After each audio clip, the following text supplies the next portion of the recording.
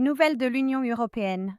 Le 10 novembre 2025, à Bruxelles, la Commission européenne a présenté des ajustements envisagés au RGPD visant à faciliter certains usages de données, notamment pour l'intelligence artificielle.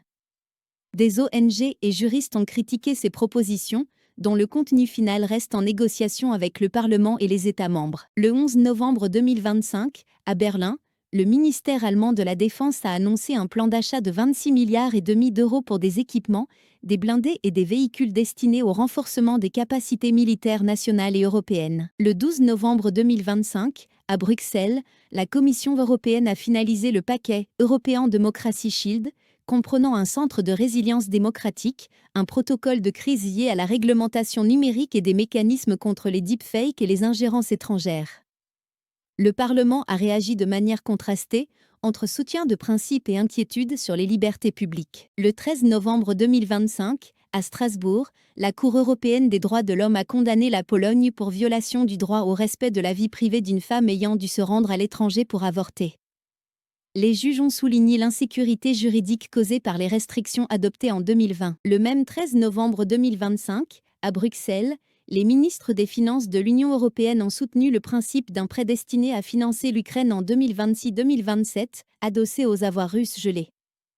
La décision finale a été renvoyée au sommet des chefs d'État et de gouvernement prévu en décembre. Ce même 13 novembre 2025, à Bruxelles, les ministres des Finances ont validé une subvention d'environ 127 millions d'euros en faveur du groupe gazier ukrainien Naftogaz, complétée par des prêts européens, afin de soutenir son approvisionnement et son stockage pour l'hiver. Le 14 novembre 2025, à Bruxelles, Google a présenté à la Commission européenne un plan de conformité destiné à répondre à l'amende de 2,95 milliards d'euros infligée en septembre pour pratiques anticoncurrentielles dans la publicité en ligne. L'entreprise propose des modifications immédiates de ses outils Ad Manager, tandis que la Commission examine ses engagements et rappelle qu'elle pourrait exiger des cessions d'actifs si les remèdes s'avèrent insuffisants. Le 16 novembre 2025, à Dublin, le gouvernement irlandais a approuvé un projet de loi d'arbitrage permettant la ratification de l'accord commercial UE-Canada.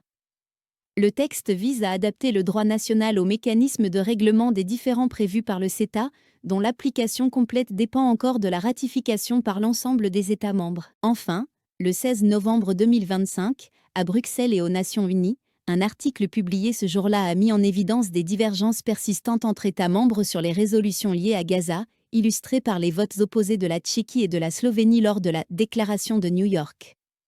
Ces différences compliquent l'adoption d'une position européenne commune sur le conflit et sur la guerre à Gaza.